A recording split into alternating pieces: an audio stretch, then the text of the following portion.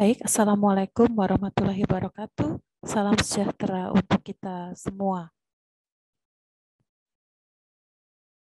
Baik, untuk materi pertemuan hari ini, yaitu mengenai tata cara dan format penulisan.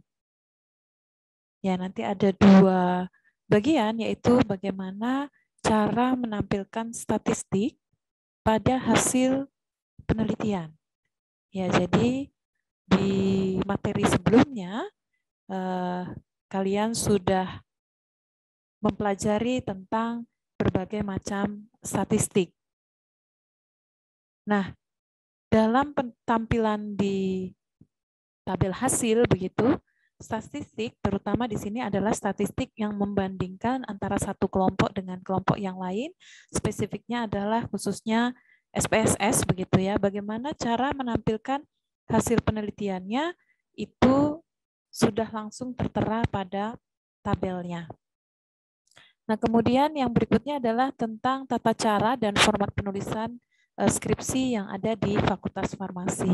Nah, tentunya tata cara dan format ini akan bisa mengalami perubahan-perubahan dengan berjalannya waktu, ada update-update tertentu demi kesempurnaan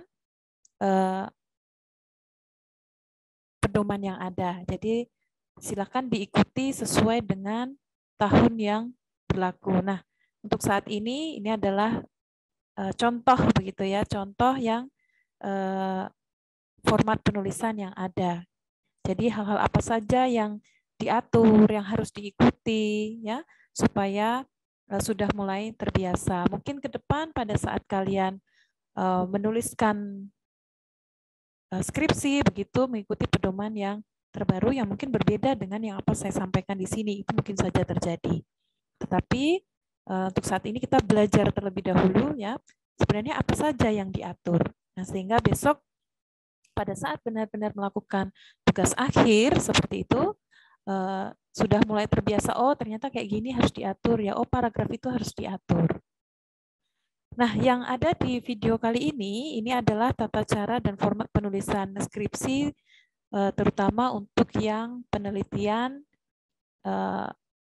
bukan review ya, bukan review, karena untuk bagian-bagian tugas akhir review itu sudah ada di materi sebelumnya yang saya berikan. Ya, tetapi ada beberapa tata cara format yang sama ya antara review dengan penelitian yang bukan review. Nah, silakan diikuti dengan baik penjelasan-penjelasan di video ini. Jadi biasanya pada bagian hasil dan pembahasan begitu kan, umumnya nanti hasil akan ditampilkan dalam bentuk atau disajikan dalam bentuk tabel hasil. Nah, alangkah lebih bagusnya jika statistik ini pun juga ditampilkan atau tercermin pada tabel tersebut. Nah, nanti ada beberapa versi begitu ya yang dilakukan oleh orang dalam menampilkan statistik tadi. Ya memang di USB belum mengadakan ketentuan yang spesifik ya, sehingga menurut saya semua cara tadi nanti itu boleh dilakukan ya. Kemudian caranya adalah bisa dengan menggunakan tanda, menggunakan huruf begitu A, B, C, tapi bisa juga menggunakan tanda bintang ya, ada yang bintang 1, kadang begitu bintang 1, bintang 2, bintang 3 dan seterusnya. Ya, jadi ini untuk menyajikan hasil olahan statistik gitu ya, secara simple dan ringkas. Jadi dalam tabel itu nanti akan terlihat ringkasan dari hasil statistiknya seperti apa. Ya, metode yang pertama misalnya contohnya ini ya, dalam sebuah penelitian dari website terlampir ya. Jadi caranya adalah dia menggunakan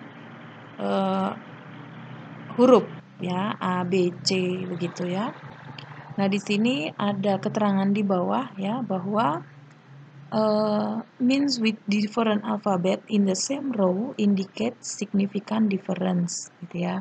Jadi rata-rata hasil treatment gitu ya berbeda hurufnya pada baris yang sama mengindikasikan berbeda secara signifikan ya. Jadi peneliti ini kan intinya dia membandingkan ya, membandingkan perlakuan waktu dan suhu gitu ya terhadap kadar fenolik total gitu ya. Fenolik total dengan angka sebagai setara dengan asam galat tiap 100 gram bahan seperti itu ya. Nah, di sini ada hasilnya gitu ya. Nah, jadi peneliti ini tidak dalam satu statistik begitu semua data dijadikan satu kemudian dianalisis ya. Kalau melihat ini adalah in the same row begitu ya. Jadi dia membandingkannya itu dalam baris yang sama gitu ya. Jadi skin dianalisis sendiri, fruit dianalisis sendiri, flash dianalisis sendiri.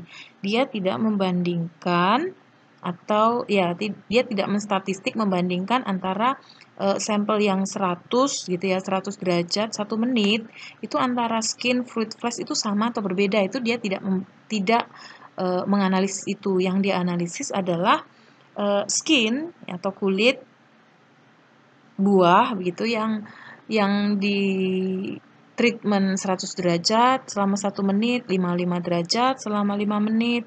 Kemudian RT itu adalah temperatur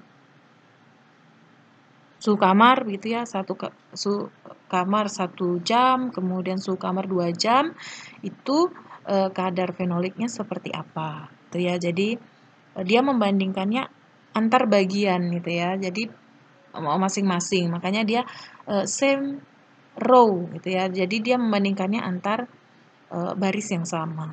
Nah, jadi kalau kita melihat ini gitu ya. Jadi ini saya contohkan misalkan pada data fruit gitu ya, pada data fruit misalkan. Nah, ini kalau saya menebak gitu. Ini sekali lagi saya menebak statistiknya kalau ini dilakukan secara ANOVA begitu, maka nanti pada bagian akhir yaitu homogeneous subset ya. Jadi kalau kita menganalisis itu akan jauh lebih mudah begitu ya dengan memilih statistik yang bisa atau ada tampilan homogeneous subsetnya ya. Jadi di sini kita lihat fruit gitu ya. Yang A itu 270, 251 itu AB, 236 itu C, 268 itu AB. Nah, berarti pada huruf yang sama berarti dia mengindikasikan bahwa dia tidak berbeda signifikan kan begitu ya. Ini ada A, B dan AB. Berarti kalau dia kodenya A 270 ya. Fruit sekali lagi ini kita lihat pada bagian fruitnya ya. Ini berarti antara 100 derajat dengan 55 derajat kira-kira sama atau berbeda kalau seperti itu. Jadi 270 itu A, sedangkan 251 itu AB.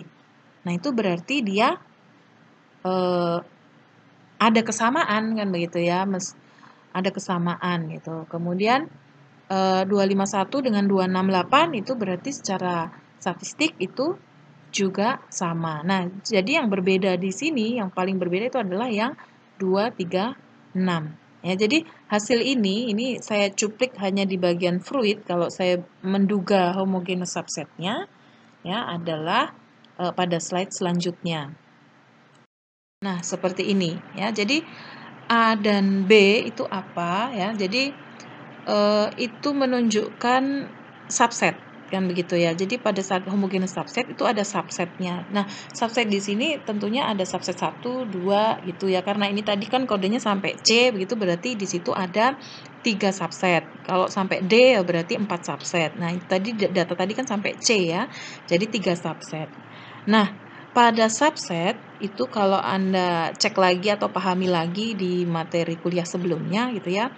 Itu kan yang memiliki rata-rata paling kecil itu posisinya akan ada di atas ya. Jadi semakin ke bawah itu rata-ratanya semakin besar ya. Di sini yang memiliki rata-rata 236, kemudian 251, 268, 270. Jadi semakin ke bawah itu semakin besar.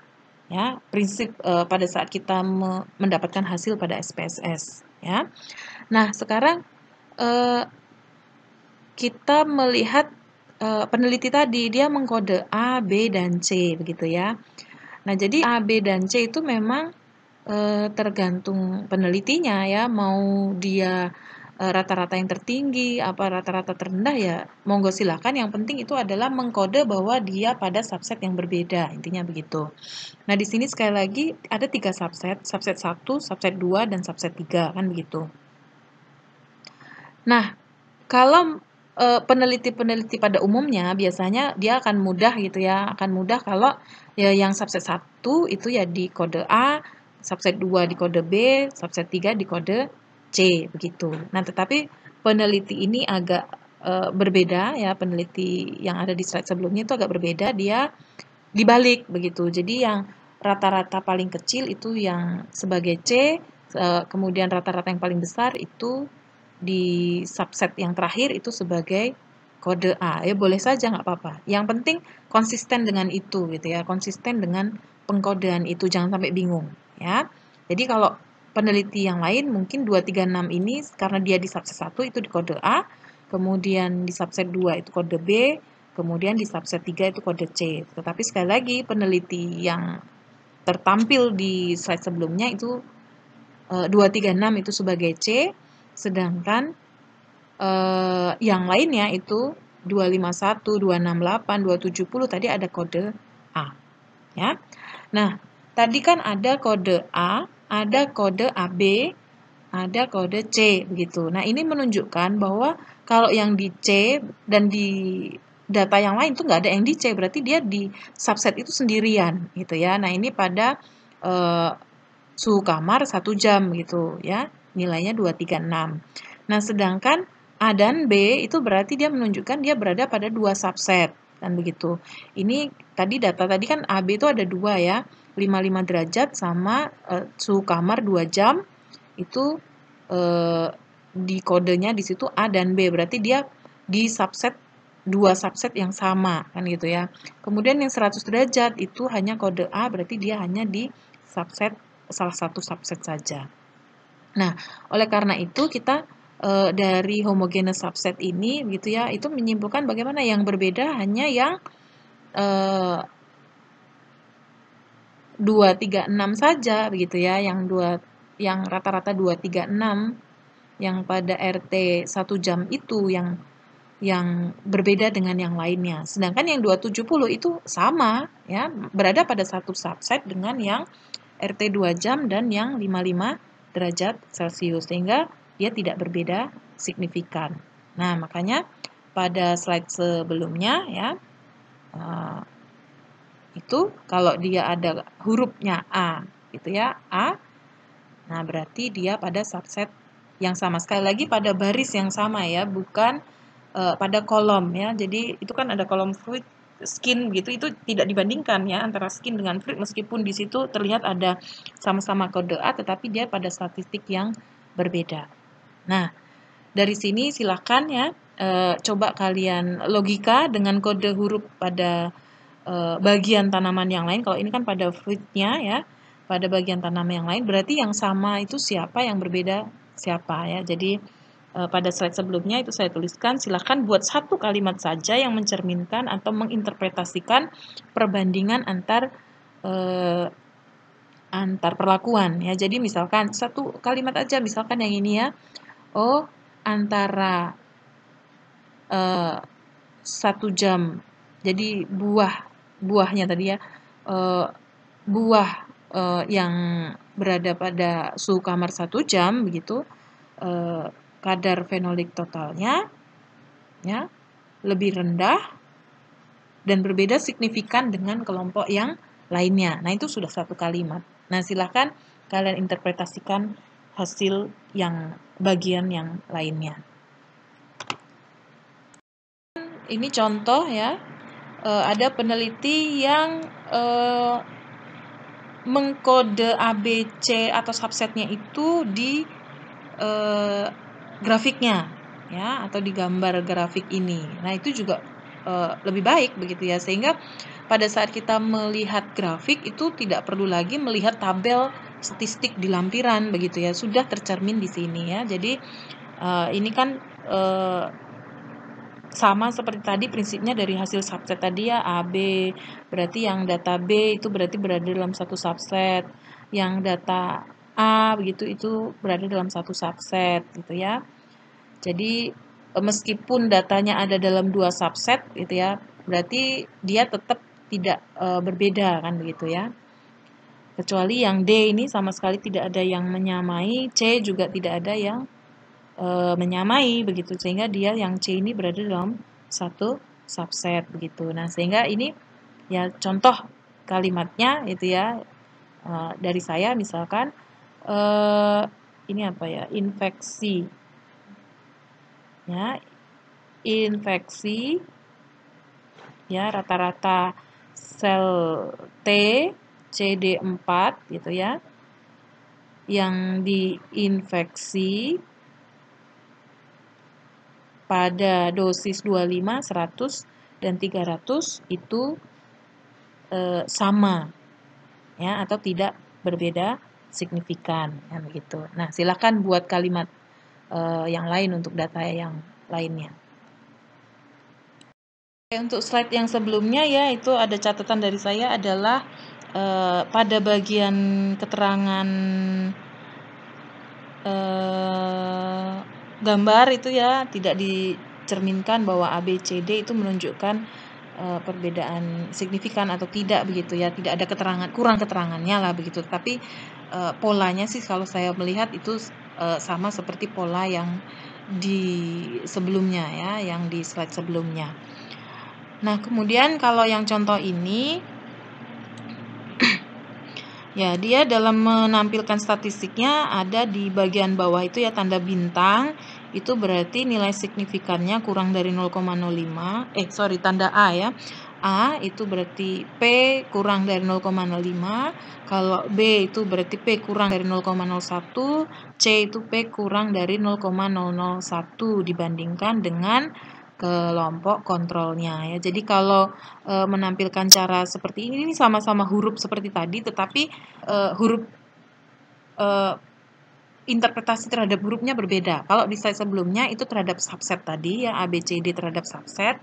Jadi bisa benar-benar bisa menampilkan antar hubungan antara atau perbandingan antara satu kelompok dengan kelompok lainnya. Nah, kalau yang dicontoh ini dia A, B, C tetapi menunjukkan angka signifikannya ya. Kalau ini pakainya 95% taraf kepercayaannya, toh sebenarnya semuanya baik A, B, C itu berarti menunjukkan bahwa dia berbeda signifikan kan begitu ya. Nah, ini dibandingkan dengan kelompok kontrol saja. Jadi di sini hanya bisa kalau dibaca secara langsung begitu ya, berarti hanya membandingkan terhadap kelompok kontrolnya saja gitu ya. Tapi tidak bisa melihat secara keseluruhan begitu. Artinya ini misalkan noni begitu ya, noni dengan noni 0,5 mg yang Hawaii dengan noni Tahiti 0,5 mg berarti sama atau berbeda. Nah, itu di sini tidak bisa terbaca begitu ya. Jadi dia hanya bisa membandingkan antara Hawaii 0,5 mg dengan kontrol yang H2O 0,1 mili itu aja gitu ya. Hanya dibandingkan terhadap satu kelompok saja ya, itu kelompok kontrol. Tapi antar perlakuan ini tidak bisa dibandingkan. Nah, jadi monggo silahkan teknik mana yang ingin dipakai begitu ya. Tentunya pilihlah yang praktis ya, yang praktis. Nah, kalau pada teknik di slide ini dia juga menggunakan huruf ya. Jadi huruf yang berbeda menunjukkan perbedaan yang nyata berdasarkan analisis statistik Duncan. Jadi dia menggunakan Duncan begitu dengan nilai P kurang dari 0,01 gitu ya. Jadi di sini terlihat bahwa yang hurufnya berbeda, huruf B ini ya, hanya kontrol positif saja. Sedangkan kelompok yang lain itu jadi kontrol negatif, M1, M2, M3 kalau berdasarkan data ini, begitu, berdasarkan hasil statistik ini, dia tidak berbeda secara signifikan. Itu ya. Jadi statistik itu macam-macam ya. Ini menurut saya silakan memilih yang mana begitu ya, yang bisa membantu kita dalam membuat sebuah kesimpulan perbandingan antar kelompok kan begitu ya. Nah, tadi sudah di atas tadi ada contoh pakai Tukey ya. Kemudian ini contohnya pakai Duncan gitu ya. Tapi memang kalau Duncan itu sejauh saya melihat ya, berbedanya itu adalah sepertinya gitu ya. Setahu saya Duncan itu dia hanya membandingkan dari rata-ratanya saja tanpa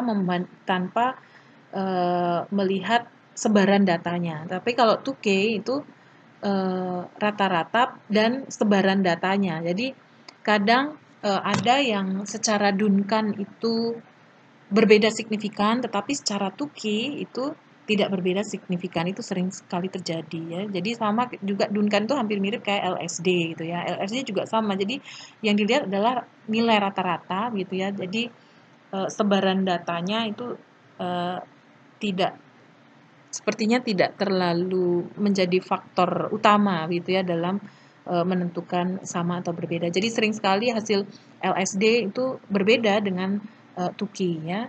Dan kalau kalian menggunakan statistik ya jangan dicampur-campur gitu ya. Jadi sering saya melihat itu ya, ada yang homogeneous subsetnya nanti pakai Tukey, tapi yang di posoknya begitu ya itu pakainya SNK begitu. Nah, itu jangan. Jadi gunakan statistik yang ya kalau Tukey ya Tukey begitu ya. Jangan kemudian posoknya itu berbeda lagi karena hasilnya bisa saja berbeda ya. Jadi kita kan memanfaatkan statistik itu untuk sekali lagi sebagai alat bantu kita untuk membuat sebuah kesimpulan terhadap data yang kita miliki begitu. Kemudian teknik yang lain ini juga dengan huruf. Jadi keterangan di bawah atau catatan kaki pada tabel itu adalah A, B superskrip berbeda pada kolom sama menunjukkan perbedaan yang signifikan. Sekali lagi ini membandingkannya adalah pada kolom yang sama. Jadi tidak bisa kita bandingkan berat karkas gitu ya dengan lemak abdomen begitu, itu tidak bisa diperbandingkan ya, tetapi di sini pada kolom yang sama. Berarti yang bisa adalah oh ya antar berat karkas dengan berbagai perlakuan, lemak abdomen dengan berbagai perlakuan begitu ya. Jadi di sini kalau kita lihat berat karkasnya ternyata hasilnya semua perlakuan itu sama, baik kontrol negatif maupun kontrol positif hasilnya tidak berbeda signifikan ya. Kalau ini menggunakan taraf kepercayaan 95% ya. Oke, kemudian lemak abdomen. Nah, ini ya berarti antara kelompok P0 dengan P1 berarti sama atau berbeda. Kemudian P0 dengan P2 sama atau berbeda. P0 dengan P3 sama atau beda. P2 dengan P3 bagaimana? P1 dengan P3 bagaimana? Itu terlihat dari superskripnya. Nah, silakan itu dituangkan dalam perbandingan ya, buat satu kalimat tadi ya. Silahkan dibuat satu kalimat. Kemudian kalau yang ini ya, kita lihat dia menggunakan tanda bintang gitu ya. Bintang itu berarti dia berbeda signifikan dengan kontrol normal. Kemudian kalau bintang A begitu berbeda signifikan dengan tikus yang ditreatment CCL4 ya, atau kontrol negatif begitu ya. Kontrol negatifnya. Nah, silakan dicermati datanya. Jadi di sini tidak bisa menampilkan berarti terhadap terhadap antara CL bisa ya, karena ini datanya termasuk sedikit, hanya 3 perlakuan saja ya, sehingga ini bisa menampilkan antar data. Tapi kalau sampai kelompoknya 4 apa 5 begitu ya, misalnya noninya ini, kalau ini kan noninya cuma 1 ya, dosisnya begitu. Tapi kalau dosisnya 4, nah maka itu tidak akan bisa membedakan antar dosisnya gitu ya. Antar dosisnya itu tidak, ya bisa, tapi harus dicermati perbandingan dengan kontrol normal dan kontrol negatifnya begitu, tapi tidak bisa langsung. Kalau tadi dengan huruf kan bisa langsung, oh A, B, C begitu ya, yang berbeda kodenya berarti dia berbeda gitu, atau ya dia berbeda secara signifikan kan begitu. Tapi teknik dengan bintang ini cukup banyak sih, maksudnya bisa digunakan juga gitu. Ada beberapa peneliti yang menggunakan teknik ini. Kemudian selanjutnya adalah contoh di sini menggunakan grafik ya, tetapi dengan kode bintang juga gitu ya, menggunakan kode bintang. Jadi kalau dia ada bintangnya menunjukkan ada perbedaan signifikan, yaitu nilai P-nya kurang dari 0,05 ya, catatan kaki di bawah grafik itu ya. Jadi bisa langsung cerminkan begitu ya, tanpa harus melihat data statistik di bagian lampiran begitu, tetapi di bagian hasil itu sudah tercover di cara menampilkan datanya. Kemudian contoh yang lain ini adalah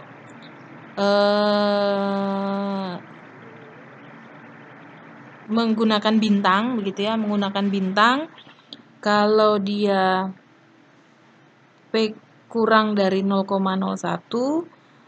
itu dengan bintang 2, kalau bintang 3 itu P kurang dari 0,01 gitu ya, dibandingkan dengan vehikelnya atau kelompok kontrol negatif ya. Nah, jadi kalau itu tidak ada tandanya berarti apa ya? Kalau tidak ada tandanya berarti nilai P-nya itu lebih besar gitu ya, lebih besar dari 0,01 atau artinya tidak berbeda signifikan. Nah, silakan buat satu kalimat saja yang perbandingan antar kelompok tersebut ya, antar kelompok tersebut, terserah mau data yang mana saja boleh.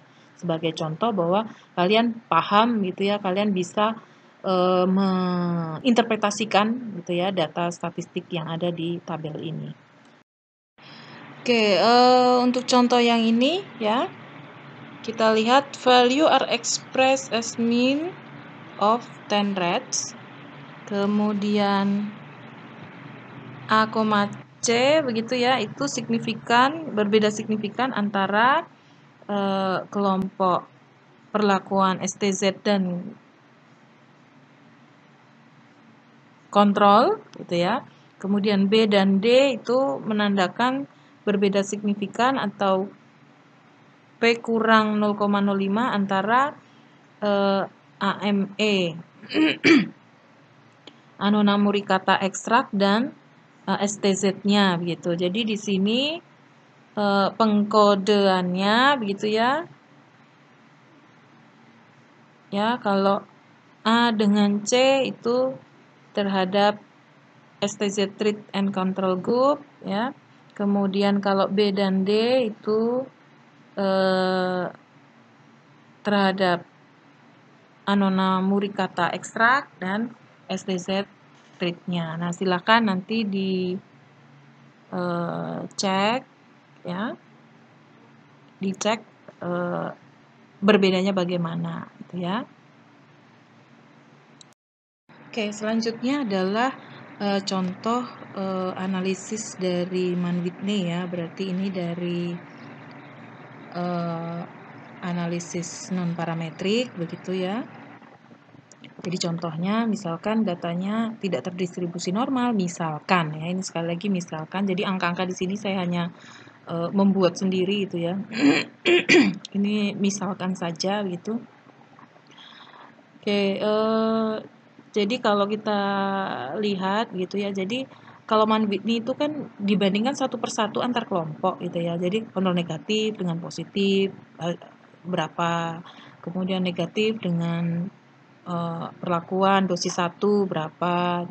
Jadi masing-masing. Jadi seperti ANOVA bisa keluar langsung dalam ringkas dalam satu tabel, begitu tidak. Tetapi kalau MANWITHNI satu persatu akan keluar terpisah sendiri-sendiri. Nah, oleh sebab itu nanti di bagian akhir gitu ya, di lampiran begitu harus ada ringkasan gitu ya, ringkasan hasil MANWITHNI yang dicantumkan pada lampiran. Nah, contohnya dalam bentuk seperti ini ya, yaitu dibuat tabel gitu ya, kelompok pelakuan ke bawah dan kelompok pelakuan ke samping, kemudian diisikan nilai signifikan dan jika berbeda signifikan diberi kode tanda bintang misalkan. Nah, itu artinya dan diberi catatan kaki bahwa bintang itu berbeda signifikan. Pada lampiran itu seperti itu harus ada ya. Untuk memudahkan para penguji, para pembaca gitu untuk jadi tidak perlu berlembar-lembar melihat tabel-tabel MANWITHNI-nya begitu, tetapi sudah tersaji dalam sebuah ringkasan hasilnya ya. Jadi dibuat sendiri ya, tidak langsung otomatis keluar dari SPSS-nya. Nah, kemudian untuk tabel hasil pada bab 4 pada pembahasan, nah maka di sini bisa dibuat dalam bentuk tabel seperti ini. Kemudian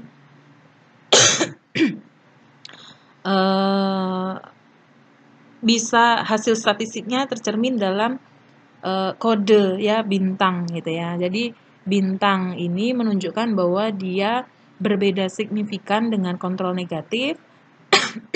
Sedangkan bintang 2 itu menunjukkan dia data itu berbeda signifikan dengan kontrol positif. Nah, artinya kalau dia tidak ada kode bintang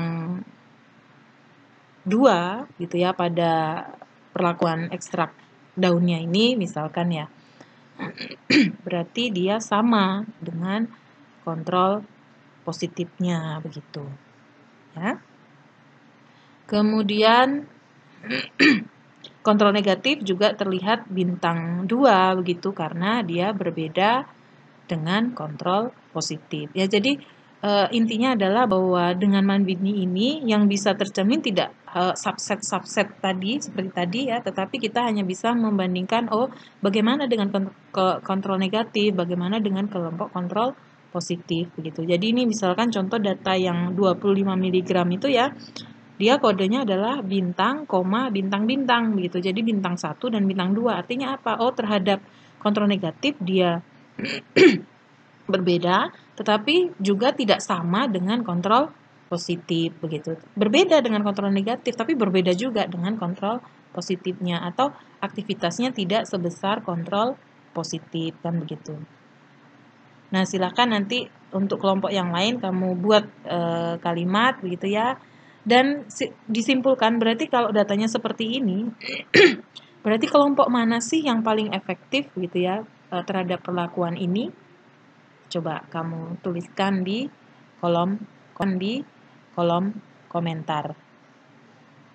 Karya ilmiah begitu ya, karya ilmiah untuk dalam rangka tugas akhir tentunya ada porsi penilaian begitu, penilaian terkait dengan tata tulis. Sehingga mahasiswa harus benar-benar mengcreate tugas akhirnya dengan tata tulis yang baik. Oke, jadi bagian-bagian dari usulan atau proposal ya tentunya ada 3 bagian, yaitu bagian awal, kemudian bagian utama, dan metodologi penelitian, serta bagian akhir, yaitu daftar pustaka dan lampiran jika ada. Tetapi biasanya proposal itu lampirannya relatif sedikit. Kemudian pada skripsi ya intinya sama dengan proposal, tetapi ada bagian-bagian tertentu yang berubah, yaitu pada bagian halaman sampul depan, dicek lagi ya. Kemudian halaman pengesahan pasti berbeda. Ya, ikuti template yang sudah di-share. Kemudian Jangan langsung menggunakan proposal dengan menambahkan bab 4 begitu saja, tetapi di cross check kembali ya, terutama di bab 3 ya biasanya yang bisa mengalami perubahan, yaitu pada saat kita misalnya melakukan penelitian di laboratorium, maka kadang cara kerja yang kita plan di proposal itu ada sedikit modifikasi ya atau perubahan cara atau pendetilan terhadap cara kerjanya. Nah, itu harus diupdate kembali ya. Jadi jangan sampai bab 3 di skripsi begitu masih sama persis seperti pada saat proposal. Oke, kemudian ditambahkan bab 4 tentunya ya. Dan bab 5 kemudian daftar pustaka dan lampiran. Ya, saya yakin teman-teman di sini sudah baik yang proposal sudah memulai sedikit demi sedikit, yang skripsi ya kita tahu kondisinya bahwa kalau yang laboratorium mungkin masih mengantri begitu ya, tetapi tetap melakukan atau tetap mencoba berusaha melengkapi tata tulis format dari skripsinya gitu ya. Jadi begitu besok kejatah di lab, kemudian waktunya tersisa sedikit,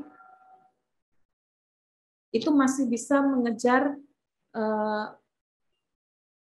kelengkapan dari naskahnya ya. Jadi sedikit demi sedikit kalian tetap berprogres hari demi hari. Oke, jadi cover proposal ya berbeda. Di sini ada tulisan proposalnya. Kemudian di sini ada kata diajukan oleh, kemudian di bagian ini ada kata kepada dan ada bulan.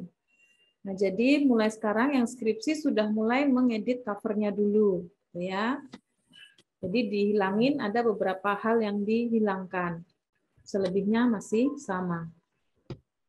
Ya, jadi kalau yang mau proposal ya buat judul itu sebaiknya kurang dari 20 kata. Ya, ini ada tambahan ya. Kalau dulu 12 begitu, tetapi dari evaluasi itu masih cukup banyak yang melebihi dari 12 kata sehingga ini mengikuti beberapa pedoman yang lain itu masih diperkenankan sampai 20 kata ya, tidak termasuk kata sambung dan kata depan. Kemudian pada saat membuat judul ini begitu ya, itu harus ditata. Ya. Ada yang mengatakan kerucut terbalik kerucut terbalik kok kerucut ya, apa ini ya? Segitiga terbalik begitu. Tetapi tetap dilihat tatanan penggalannya begitu ya, tatanan penggalannya. Jadi misalkan kalau ini kebetulan pas begitu ya, atau kalian coba deh membuat judul yang memang kalau dituliskan atau diketikkan begitu bisa pas ya, bisa pas penggalannya. Ya, jadi misalkan judulnya di atas itu ada spektrofotometri UV vis begitu ya. Kemudian mentok di sini spektrofotometri UV vis-nya di bawah gitu kan. Itu kurang tidak dipenggal berdasarkan maknanya ya. Jadi diupayakan itu jadi bisa agak diaktifkan kondens begitu boleh, tetapi jangan terlalu rapat juga ya, tetapi dikecilkan misalnya 0,1 atau 0,2 seandainya itu bisa membuat susunan dari judul ini menjadi lebih rapi, itu masih diperkenankan ya. Kemudian oke, jadi penggalan judul ditata agar rapi dan penggalan makna ya. Misalnya ada nama Latin Carica papaya fal gitu ya. Carica papaya udah habis tempatnya, falnya di bawah misalnya begitu. Nah, itu kan estetikanya ya tidak baik untuk cover sebuah karya ilmiah. Jadi diatur sedemikian rupa agar tatanannya baik. Kemudian jarak antar baris judul tugas akhir itu 1,5 spasi ya, sudah ada pengaturannya. Jadi upayakan judul tidak melebihi 3 baris dengan huruf Times New Roman 12 saja. Ya, jadi hurufnya 12 nggak usah dibesarin jadi 14 atau 16 begitu. Kita ngacunya 12 supaya apa? Supaya nanti judul itu nggak terlalu memakan tempat. Ya. Nah, nanti tinggal spasi-spasi yang lain ini bisa diatur lebih disesuaikan dengan lebarnya kertas atau lebarnya margin ya yang di kertas yang kita atur. Tapi antar baris begitu itu ada aturannya yaitu 1,5. Kemudian nama ya, nama harus lengkap, tidak boleh disingkat dan tanpa gelar kesarjanaan dan harus ada NIM-nya.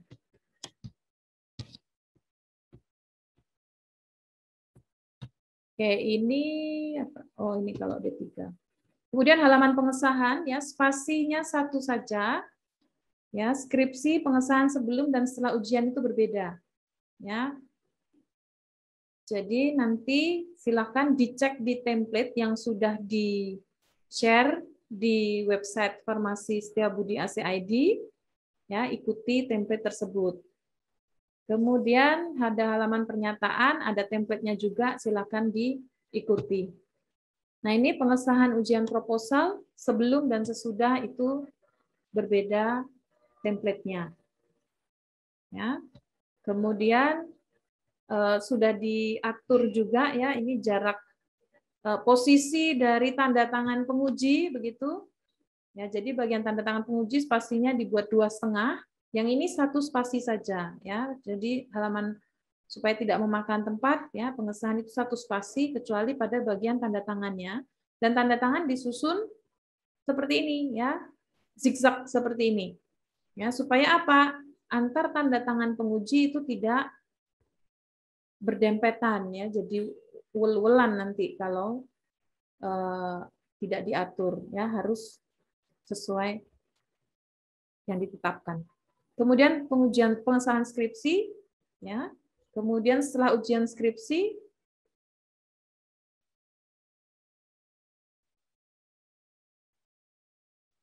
kemudian bagian tanda tangan penguji spasinya juga sama 2,5.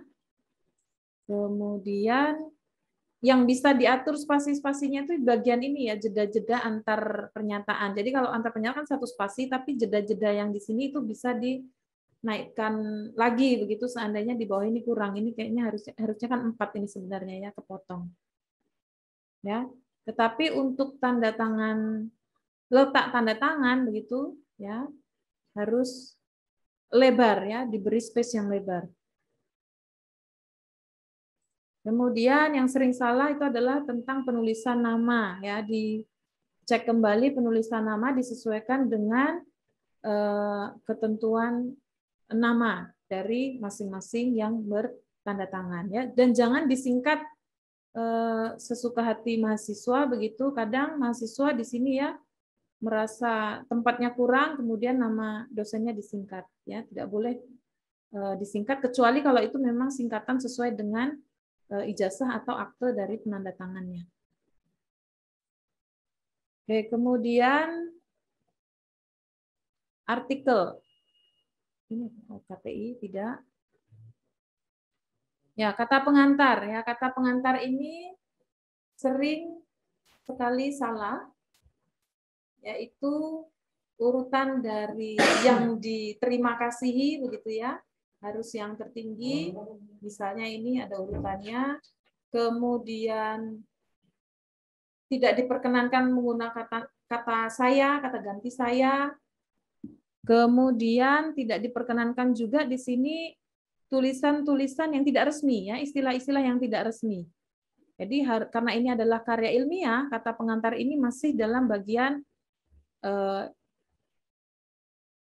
yang resmi.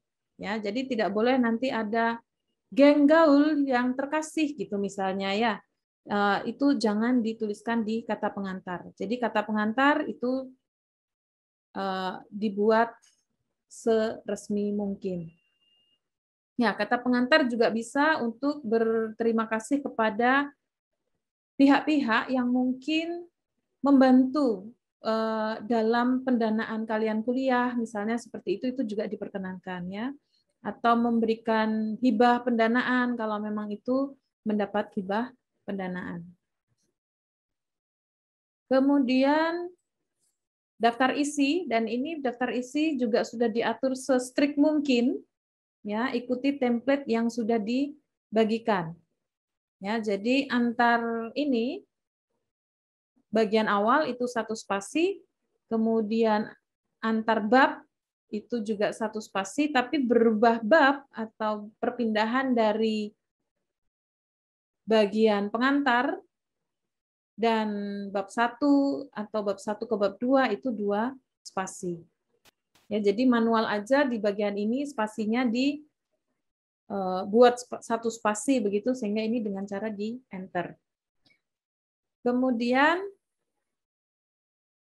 perhatikan penulisan ya, jadi ini kapital semua. Yang ini kapital hanya di judulnya saja, di huruf pertamanya saja misalnya. Ya, yang penomoran nomor 1 juga di bagian depannya saja yang kapital. Ya, jadi penulisan ini sudah diatur. Penomoran kita itu adalah bab, kemudian huruf kapital, kemudian nomor 1 seperti ini, ya, 1 titik. Oke, ini jadi di sini ada tulisan halaman dan seterusnya, perhatikan penggunaan huruf kapitalnya. Kemudian ini misalkan ada judul yang lebih dari 1, maka harus diatur sedemikian rupa supaya di bagian ujung ini ya bisa lurus dengan titik-titik yang di samping ini, ya. Jadi tidak berlanjut ke sana, ya, tidak berlanjut. Kalau tidak bisa menggunakan program ya silahkan manual saja ya, di enter, kemudian dikasih jarak di space-space begitu secara manual. Tapi kalau bisa menggunakan sebuah pengaturan tertentu begitu ya, nah itu silahkan.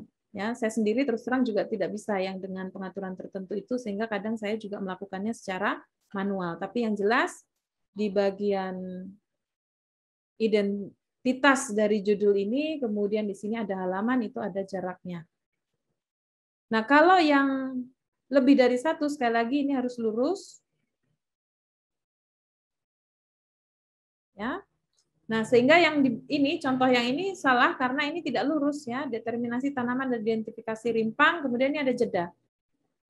Nah, ini harusnya diberi saja ya spasi manual begitu, klik gitu, sehingga ini nanti lurus ke bawah dan rapi. Oke, jadi ini yang salah, ini yang benar.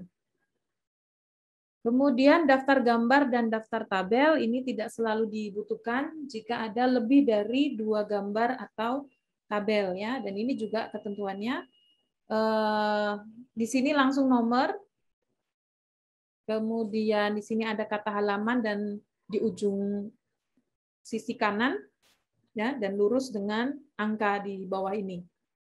Kemudian ini juga dibuat 1 spasi, tetapi jarak antar judul gambar itu dibuat 2 spasi, ya. Atau bisa dengan mengaktifkan space after gitu ya, space after paragraf itu 12 pt ya pada bagian ini. Ya, jadi sekali lagi ini nomor tanpa diikuti tulisan tabel. Ya, judul lebih dari 1 tabel maka 1 spasi, antar judul ini 2 spasi atau mengaktifkan add space after 12 pt.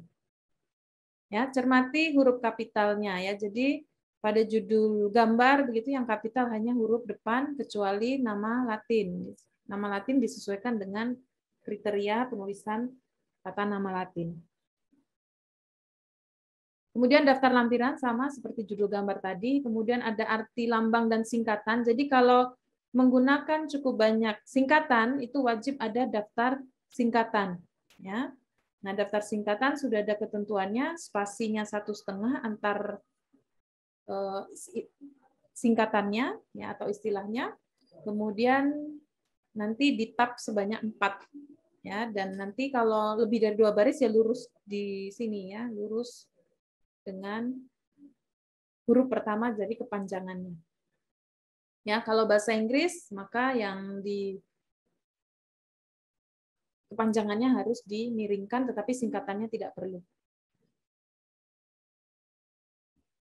Ya, kemudian ada abstrak dan abstrak dalam bahasa Inggris.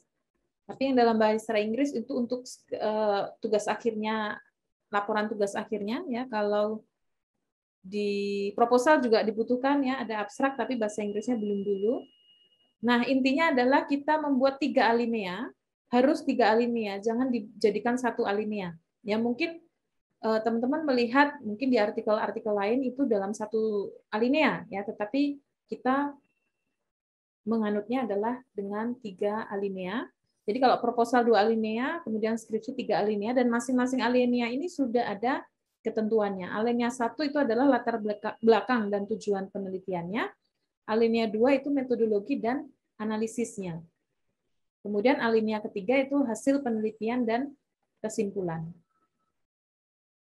Ya, harus seperti ini. Jadi jangan nanti tujuan itu ada di alinea kedua misalkan.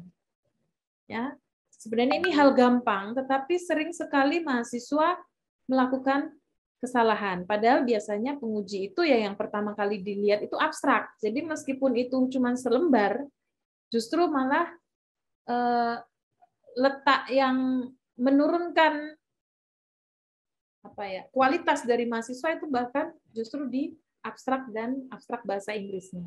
Ya, jadi silakan ini dibuat sedemikian rupa supaya mengikuti pedoman ya. Kemudian jangan ada singkatan kecuali akan disebutkan lebih 1 kali. Misalkan istilah infrared ditulis dulu dengan infrared dalam kurung kepanjangannya, baru selanjutnya dengan singkatannya. Ya, begitu juga dengan nama Latin tanaman misalnya ya. Awalnya dengan genus spesiesnya disebutkan dua-duanya, tetapi nanti di penyebutan berikutnya hanya genus, singkatan genus, kemudian diikuti dengan nama spesiesnya. Nah, kemudian identitas penulis, tahun penulisan, judul pembimbing, ya dituangkan di abstrak ini, ya di bagian atasnya. Nah, yang berubah dari sebelum-sebelumnya adalah perhatikan ini nama ya. Jadi nama tidak dibalik, ya. Nama biarkan nama utuh dari penulisnya atau nama kalian ya biasa seperti ini. Nanti yang tugas membalik itu ya biar orang yang akan mensitasi penelitian kalian. Ya, jadi kita tidak usah membalikkan nama kita, tetapi nama panjang biasa seperti itu, kemudian diikuti dengan tahun ujian ya, tahun ujian, kemudian judul, ini proposal kalau proposal, kemudian identitas instansi dan pembimbingnya. Ya.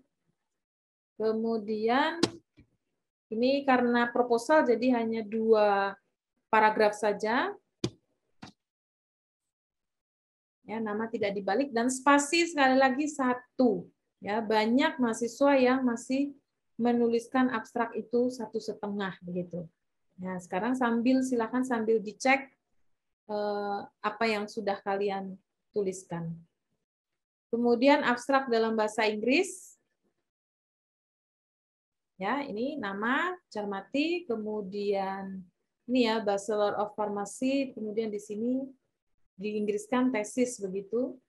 Kemudian supervised by gitu ya untuk memuatkan pembimbingnya. Kemudian spasi 1 dan harus past tense ya. Past tense bukan present tense. Ya, jadi ini drug was released gitu ya, bukan drug is released gitu ya, tapi was. Ya, jadi harus past tense. Ini juga the study was aimed, bukan the study is aimed.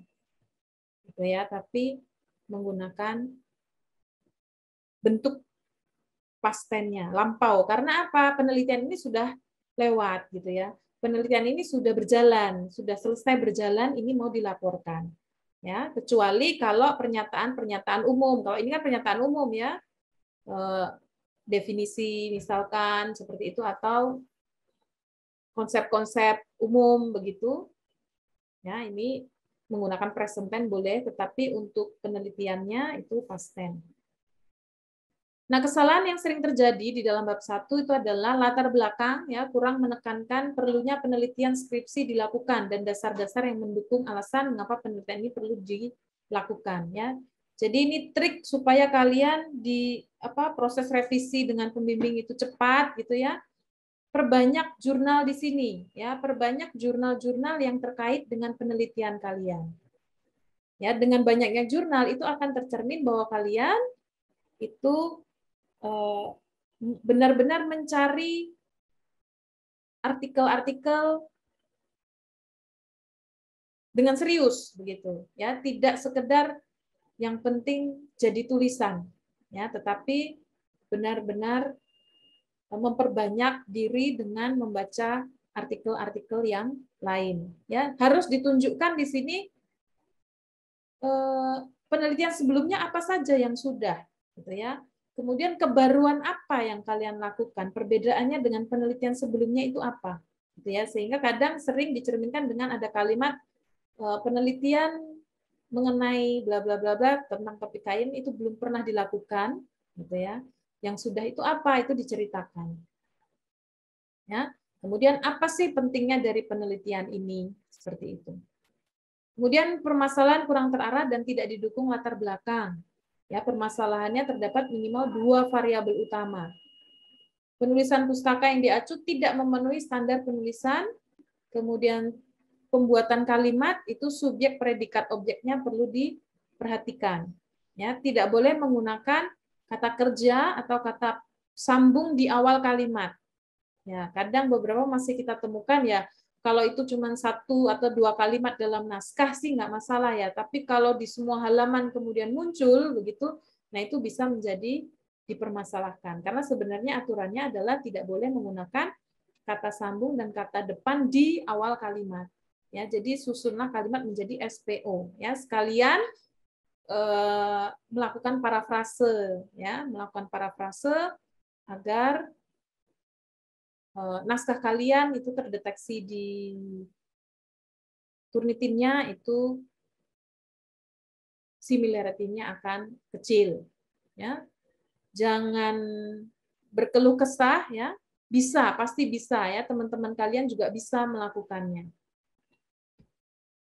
Oke, kemudian kesalahan yang lain adalah bahasa asing itu tidak dimiringkan, harusnya dimiringkan, dan penomeran. Ya, penomeran karena tadi nomor itu sudah digunakan untuk 1 titik gitu ya, untuk subbab begitu, ya, anak subbab, maka pada saat ada perincian dengan nomor, ini bisa dengan menggunakan pertama, kedua begitu.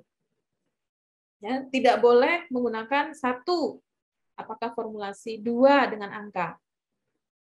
Ya. Nah, tetapi di sini ada alternatif yang lain diperbolehkan yaitu dengan 1 tanda kurung. Ya, jadi dengan 1 tanda kurung ini akan menjadi pembeda begitu ya. Pembeda dengan sistem penomoran 1 titik tadi. Ya, jadi boleh menggunakan nomor 1 kurung. Tapi untuk di landasan teori di tinjauan pustaka misalkan ya dihindari penomoran yang banyak ya, terlalu banyak begitu ya. Ya sebisa mungkin dibuat kalimat. Tetapi kalau memang tidak bisa, misalkan pasal pada undang-undang seperti itu kan nggak mungkin kita kalimatkan ya, harus kita tulis sesuai, dan maka nomornya adalah dengan dengan angka 1 diberi tanda kurung untuk membedakan dengan penomoran subbab yaitu 1 titik. Oke, kemudian landasan teori, kemudian ada kerangka konsep jika ada.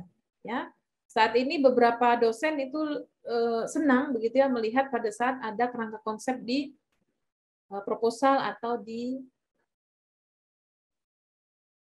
tugas akhirnya atau deskripsinya, ya kerangka konsep. Jadi ini adalah kerangka yang menghubungkan variabel-variabel yang akan diteliti ya dalam bentuk bagan. Ya, jadi ini misalkan ya ada ekstrak akar beluntas, kemudian ada senyawa antibakteri ya. Ini kan berarti ekstrak akar beluntas memiliki senyawa antibakteri. Nah, senyawa antibakteri itu berdasarkan literatur bisa flavonoid, bisa tanin, misalnya begitu ya. Kemudian flavonoid ini mekanismenya sudah diketahui. Ya, kemungkinan mekanismenya. Nah, sehingga karena ekstrak ini memiliki senyawa, dua komponen senyawa ini, maka pertumbuhan sel bakteri nantinya akan terhambat. Ya, jadi kerangka konsep itu seperti ini, bukan cara kerja. Nah, ini masih banyak mahasiswa yang berusaha menambahkan kerangka konsep, tapi yang ditambahkan di situ adalah skema cara kerja. Ya, jadi nanti ada pembuatan ekstrak, begitu ya, pembuatan ekstrak, kemudian pengujian ke antimikrobanya begitu. Bukan seperti itu ya yang disebut dengan kerangka konsep. Jadi kerangka konsep adalah memuat kerangka teori ya atau ringkasan dari landasan teori yang kita buat begitu sampai nanti ada tertulis di akhirnya itu adalah parameter yang akan kita teliti atau yang kita ukur. Oke, kemudian ya biasanya akan ada nilai plus begitu ya pada saat mahasiswa mampu membuat kerangka konsep. Ini contoh yang lain, ya, tapi nanti mungkin masing-masing pembimbing memiliki versi yang berbeda, tapi yang penting kalian mencoba dulu nanti akan disempurnakan lah begitu ya dengan bimbingan para pembimbing. Ya, ini misalnya ada tentang peraturannya gitu ya. Kemudian ini adalah penelitian tentang mutu layanan misalnya, ya aspek-aspek dalam mutu layanan itu apa saja. Nah, ini yang mau diteliti terlihat di sini kepuasan pasien instalasi misalnya ya di farmasi rumah sakit. Nah, ini nanti akan dilihat karakteristik individu dari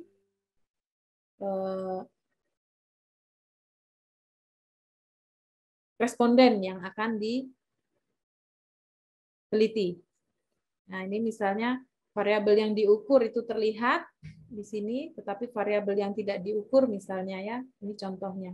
Jadi bisa ada kode-kode terkait dengan kotak, tanda kotaknya ini. Ya. Kalau yang ini tadi kan juga sama ini ya.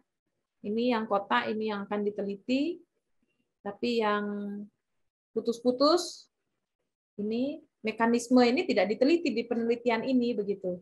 Tetapi di konsep teori itu ada. Gitu. Ya. Oke, kemudian bab 2 ya bisa hipotesis atau keterangan empiris, dipilih salah satu.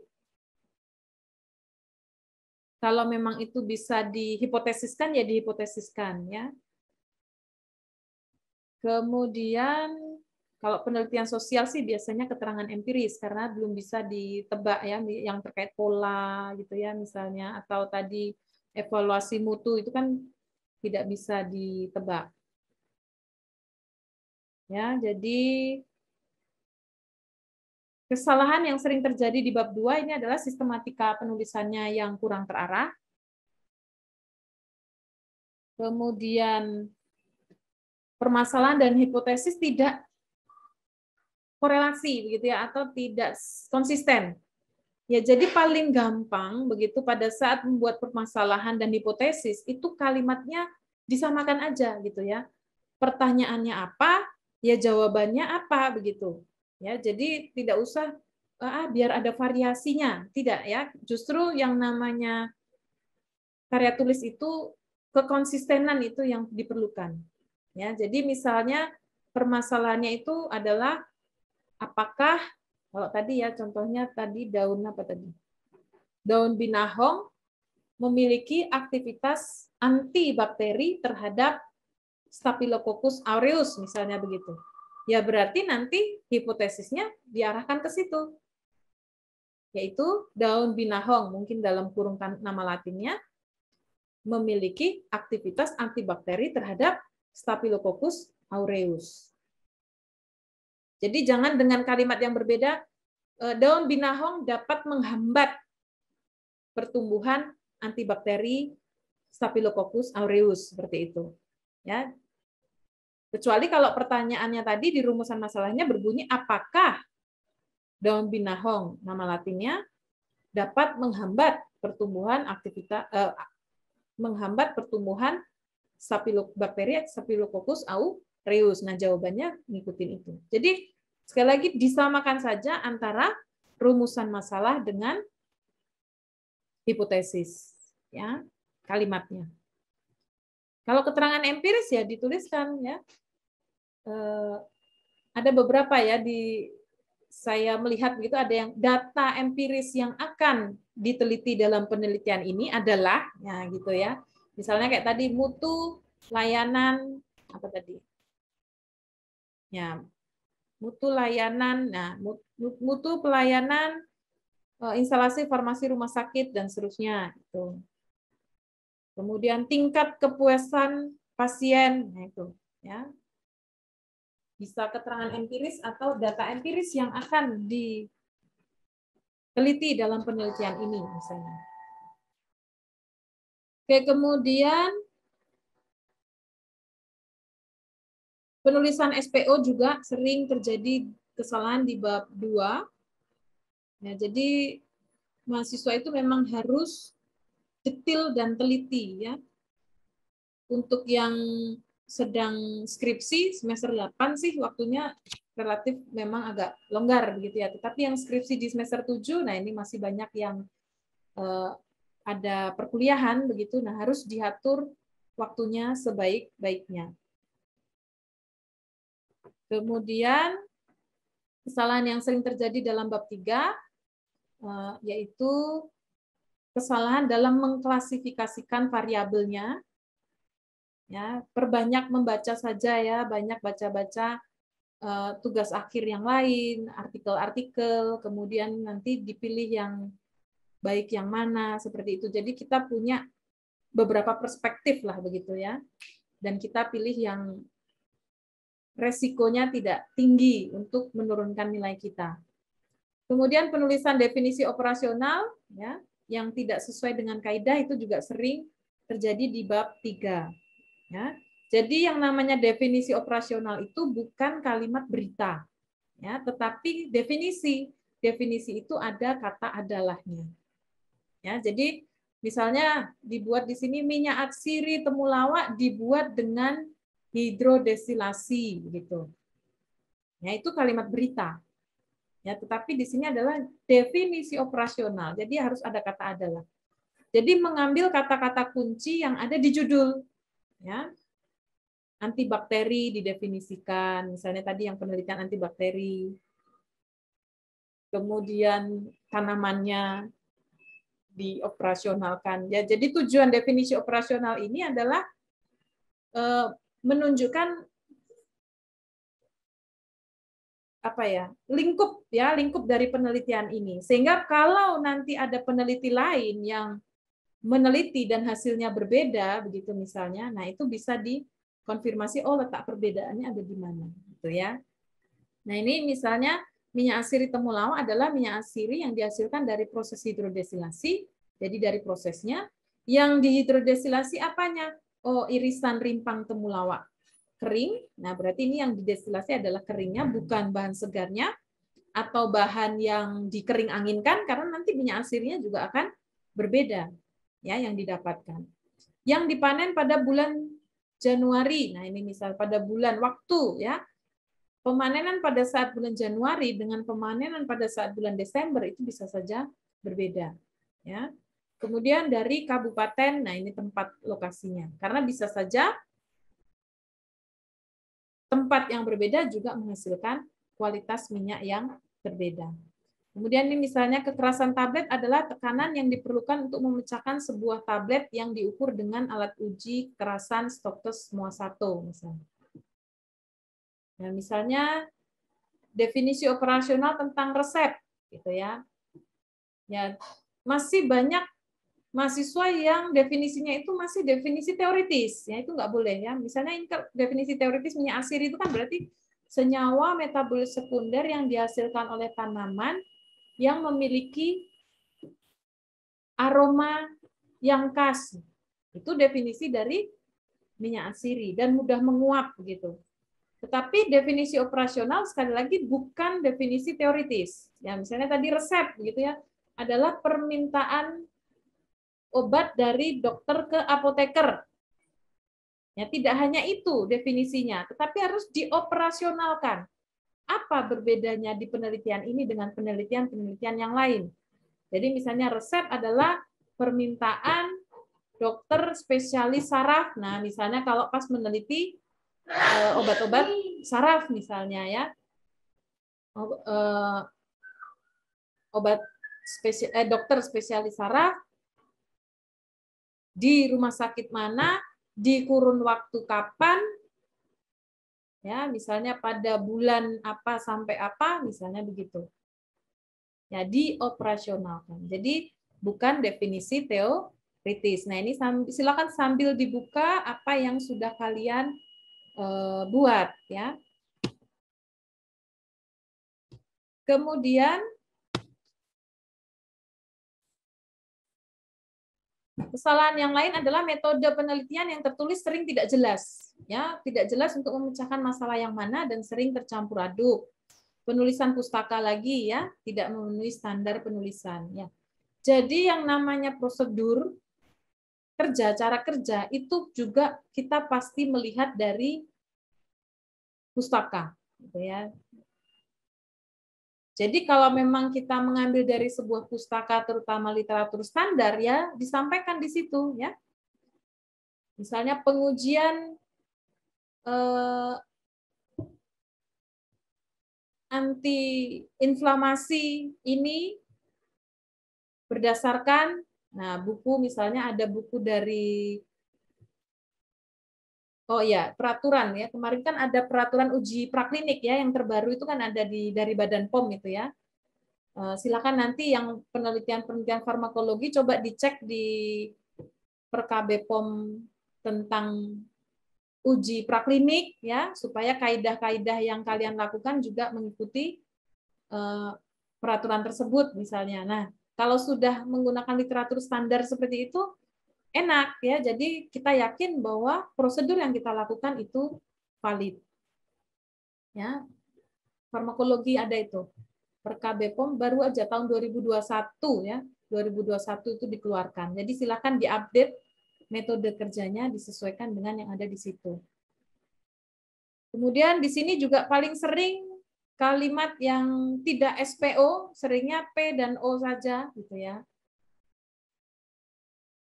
Ditimbang serbuk sebanyak, nah itu ya. Tapi dibuat SPO ya. Jadi serbuk ditimbang, nah misalnya. Ya kalau prosedur dari literatur standar farmakope gitu ya, itu kan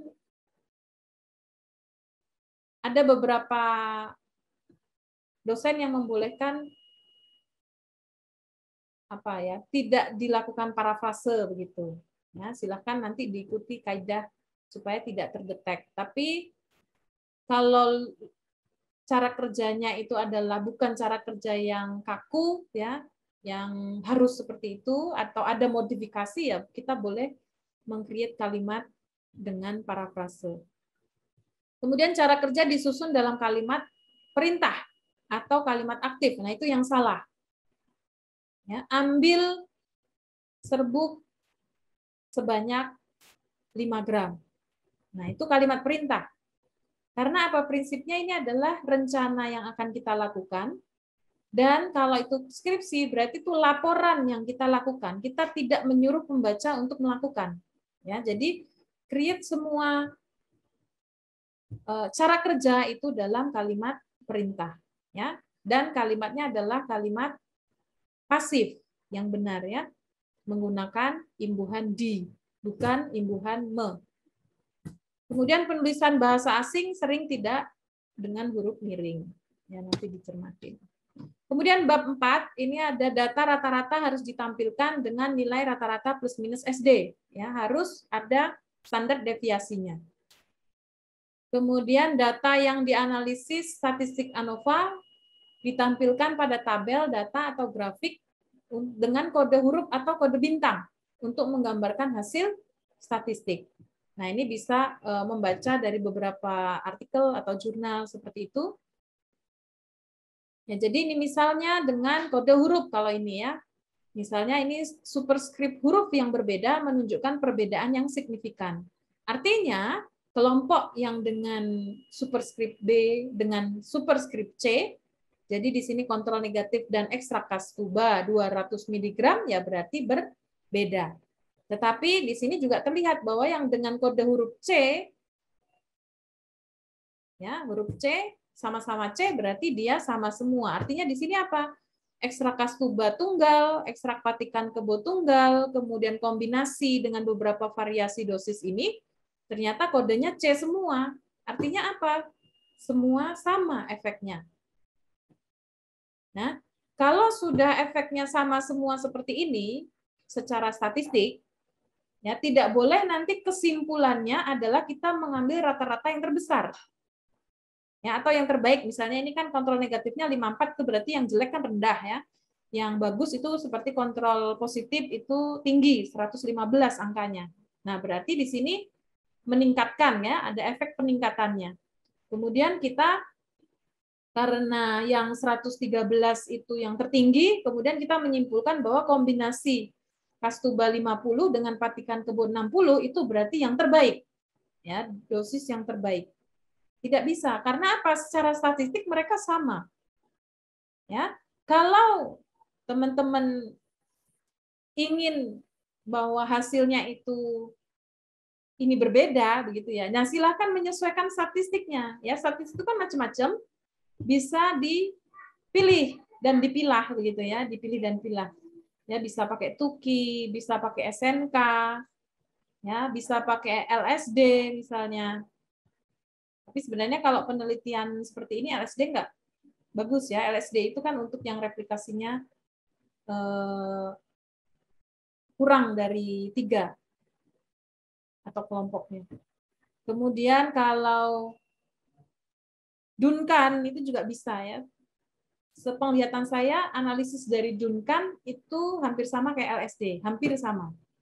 Tetapi yang tidak boleh kalian lakukan adalah mencampur statistik, gitu ya. Jadi misalnya homogeneous subsetnya pakai SNK, tapi nanti multiple comparison-nya pakai SLD, LSD begitu, atau pakai TUKI. Nah itu nggak boleh ya. Jadi gunakan satu sistem statistik saja. Ya, yang menguntungkan apa ya? Yang bisa keluar homogeneous subset itu yang lebih gampang dipilihnya ya. Yang sudah ada homogeneous subsetnya itu yang lebih mudah nanti menyimpulkannya. Tapi kalau mau dengan multiple comparison saja ya boleh saja ya. LSD itu kan nggak ada homogeneous subsetnya, adanya cuman multiple comparison-nya. Oke, kemudian bisa juga dengan tanda bintang seperti ini, ya.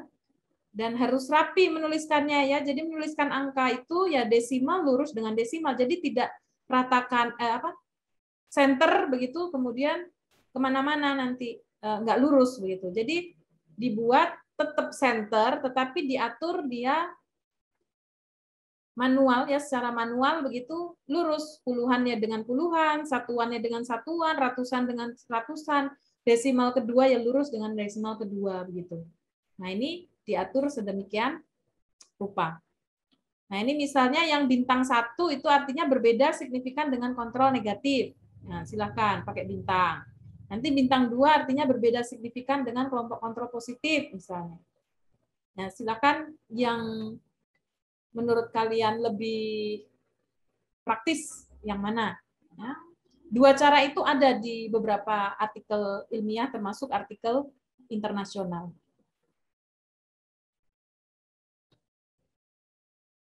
Oke, kemudian pada gambar juga bisa ya, tapi memang manual menaruhnya nanti kode-kodenya tadi ya. Misalnya kode ini kan kode dari homogeneous subset gitu ya. Jadi manual dituliskan. Dan kalau menggunakan diagram seperti ini ya jangan lupa ini label dari sumbu X apa, sumbu Y apa itu harus lengkap. Ya, dan ada angka nilai atau value ya, value dari masing-masing data itu juga tersedia. Nah, itu tadi ABC itu kan dari ini ya, homogeneous subset gitu ya. Jadi homogeneous subset itu biasanya urut dari rata-rata yang terkecil. Ya, ini misalnya 236, 251, 268, 270. Nah, karena di sini subset 1, subset 2, subset 3, kalau kita masukkan ke tabel sajian tabel itu dengan angka nanti membingungkan. Makanya peneliti banyak yang menggunakan huruf ya, ini di kode A, ini di kode B, yang ini di kode C. Ya, sehingga di sini misalnya suhu kamar 1 jam ya, kodenya ini A nanti datanya. Sedangkan 55 dan room temperatur 2 jam itu B, C karena dia berada pada 2 subset. Sedangkan yang 100 derajat ini di subset ketiga yaitu subset C misalnya. Ya, ini contohnya. Oke, berikutnya adalah kesalahan yang sering terjadi pada bab 4 ya. Jadi hasil penelitian tidak menjelaskan secara rinci sistematis permasalahannya, pembahasan tidak mengaitkan antara bab 1, bab 2 dan bab 3. Seringnya adalah mengulangi cara kerja. Nah, itu nggak boleh. Yang boleh adalah ya dibahas cara kerjanya. Jadi tidak hanya sekedar ambil serbuk 5 gram kemudian ditambahkan air panas, misalnya begitu ya, itu cara kerja. Tetapi yang dibahas di sini, kenapa kok pakainya air panas, nggak pakai air dingin? Kenapa kok nggak pakai pelarut yang lain? Nah, itu yang harus dibahas. Kemudian penulisan pustaka yang diacu tidak memenuhi standar penulisan, kemudian tata tulisnya, SPO-nya itu juga tidak lengkap. Kemudian penulisan bahasa asing sering tidak huruf miring. Kemudian yang kesalahan yang sering terjadi di bab 5 itu adalah kesimpulan yang tidak menjawab ya. Jadi sekali lagi kekonsistenan aja ya yang dianut. Jadi misalnya masalahnya apakah minyak asiri temulawak memiliki efek antibakteri terhadap Staphylococcus? Ya hipotesisnya jawabnya seperti itu. Ya, kesimpulannya juga begitu. Ya, tapi di sini diperkenankan ditambahkan hasil statistik sedikit begitu ya. Misalnya minyak asiri temulawak memiliki efek antibakteri terhadap Staphylococcus yang ditunjukkan dengan parameter apa ini misalnya, ya diameternya gitu. Dan berbeda nyata secara statistik terhadap belangko pelarut. Misalnya begitu. Kemudian saran tidak berorientasi pada permasalahan yang lebih luas dan belum diteliti. Ya. Kemudian kesalahan yang sering terjadi pada bagian akhir itu adalah daftar pustaka tidak sesuai ketentuan, sumber yang diacu di skripsi itu tidak ada di daftar pustaka, atau sebaliknya, di daftar pustaka ada, tetapi di naskah dicari nggak ada. Nah, itu kadang penguji sering iseng ya, sampling begitu. Kalau sudah ketemu ada satu yang terjadi seperti itu, nah biasanya langsung tidak lagi di sampling tapi dicek, ternyata ketemu ada 5 misalnya. Nah, itu akan ketahuan bahwa kita tidak teliti dalam menuliskan naskah kita. Oke, break dulu sebentar aja, ini masih adzan ya.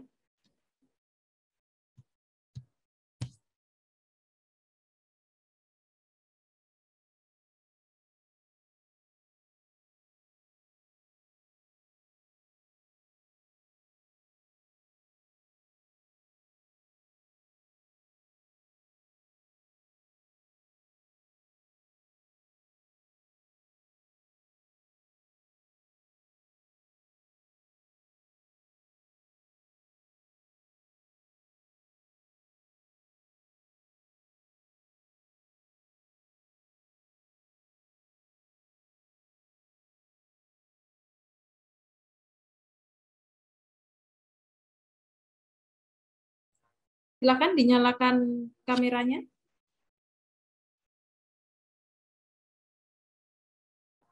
untuk peserta.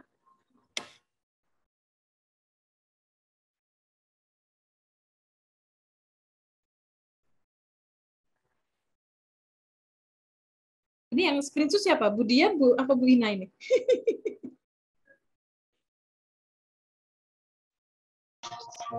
Saya boleh, Bu? Enggak, Bu Dian.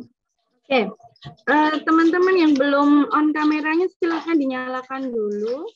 Kita ambil foto bersama sambil menunggu azan yang sedang berlangsung. Saat ini ada 7 layar ya. Jadi mohon bersabar. Masih banyak yang mati kameranya, yuk dibuka dulu.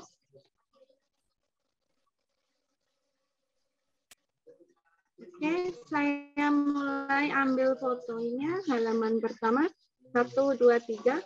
Mas Daniel itu kok terbalik ya? Kepalanya di atas. Halaman kedua, 1, 2, 3. Halaman ketiga, 1, 2, 3. Keempat. Halaman kelima, 6. Halaman 7. Sudah, Bu.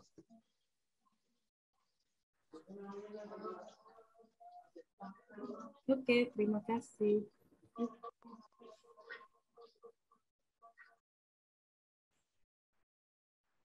Oke, saya lanjutkan.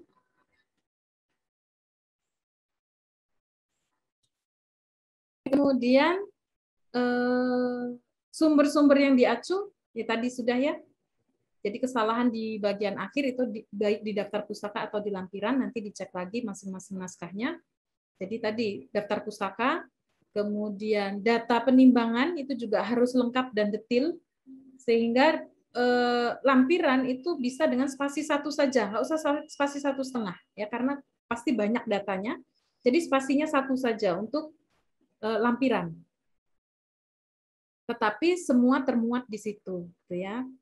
Kemudian penyusunan lampiran sering tidak sesuai dengan urutan kerja ya. Jadi diurutkan sesuai dengan cara kerjanya. Data-datanya ya, dan nomor lampiran yang berbeda itu halamannya harus berbeda ya. Jadi jangan misalnya lampiran 1 ada di bagian atas, nanti lampiran 2 di bawahnya. Ya, sehingga kalau mau ngirit tempat ya silahkan bagaimana caranya supaya 2 informasi ini terdapat dalam 1 lampiran begitu. Ya. Jadi harus terpisah halamannya antar lampiran, antar nomor lampiran. Kemudian penulisan ya, kita tahu Times New Roman hurufnya 12, huruf kapital di setiap kata seperti biasa ya. Kaidah-kaidah penulisan ya. Kalau metode nama orang ya ditulis kapital ya. Di PUEBI begitu ya, itu ternyata kalau singkatan itu yang singkatannya kapital tetapi kepanjangannya itu di sini misalnya ya tidak dikapitalkan. Kemudian huruf kapital dipakai sebagai huruf pertama semua kata dalam nama negara, lambang, badan, organisasi, dan dokumen. Ya, tapi kalau gula Jawa, pisang Ambon, apalagi jeruk Bali, begitu ya, itu tidak kapital.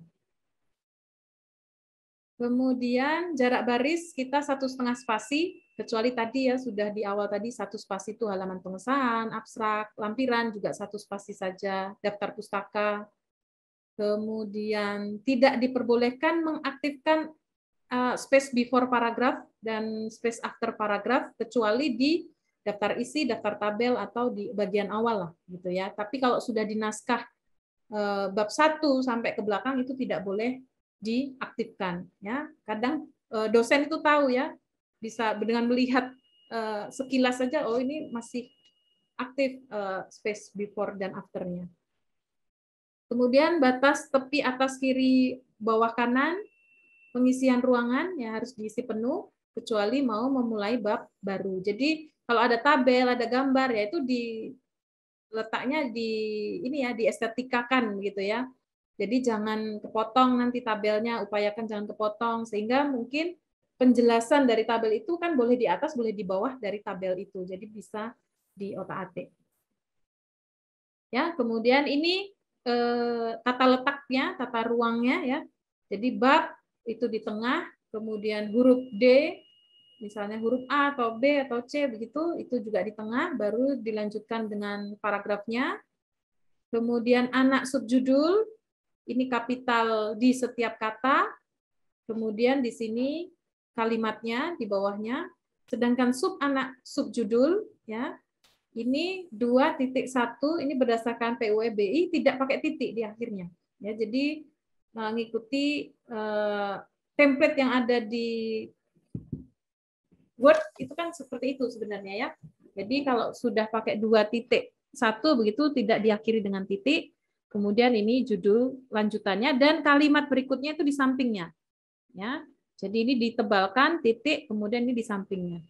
2.1.1 ya sama seperti ini, 2.1.1 dan seterusnya mengikuti yang atas ini.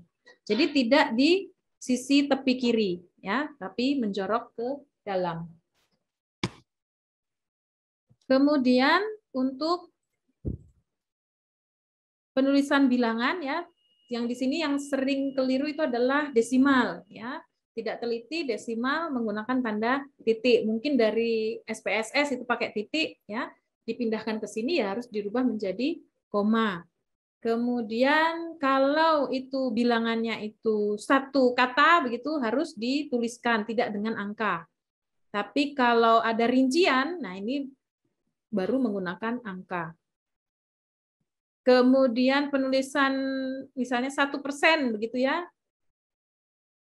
Ya, itu tidak pakai spasi. Tapi kalau satuan yang lain, miligram, molar, begitu itu pakai spasi. Ya, di Farmakope Indonesia kan juga seperti itu. Tapi kalau persen itu tidak pakai spasi. Kemudian penulisan hari bisa pakai desimal, bisa pakai angka atau huruf ya dengan tulisan kata begini. Kemudian tanda baca ya silakan dicek PUEBI. Ya, nah ini tadi ya misalnya ada penomoran ya penggunanya 1 tanda kurung, 2 tanda kurung, 3 tanda kurung. Karena kalau ini pakai pertama, kedua itu juga nggak pas ya. Atau mau pakai apa namanya 1 titik itu nanti rancu dengan penomoran subjudul ya sehingga boleh menggunakan tanda kurung. Ya tapi jangan sering-sering. Kemudian singkatan nama ya S titik U. Jadi ini harus ditepati ya. Singkatan nama, itu penggunaan titik, penggunaan koma, ya jadi kalau kita ada sebuah rincian, ya lebih dari 2, kalau 2 kan pakai dan begitu ya, tapi kalau rincian lebih dari 2, misalnya ini sumber radiasi, monokromator, sel absorpsi begitu, maka ini harus dengan koma-koma dan di depan kata dan itu juga pakai koma karena ini menunjukkan dannya ini kan lanjutan dari tanda koma ini, ya jadi harus diberi tanda koma di sini. Nah, ini mahasiswa sering salahnya di sini. Kemudian memisahkan kalimat yang setara, ya, menggunakan kata tetapi, sedangkan, begitu itu juga menggunakan tanda koma. Kemudian di antara nama tempat dan wilayah atau negari, gitu ya, sampel diambil di Karanganyar, Jawa Tengah, misalnya. Nah, itu pakai koma. Kemudian mengapit keterangan tambahan, ya, misalnya ini Sambiloto, baik dalam bentuk tunggal maupun campuran, dapat digunakan sebagai obat. Ya, jadi ini sebagai keterangan. Ya, SPO-nya kan Sambiloto itu subjek, predikatnya dapat digunakan, objeknya ini ya sebagai obat.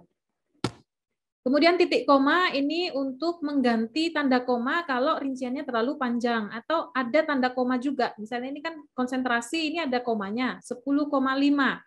Nah, sehingga untuk rincian kelompok 1, kelompok 2 ini jangan menggunakan tanda koma, tapi gunakan tanda titik koma. Ini agak tipe ini tipe ya. Harusnya ini titik koma.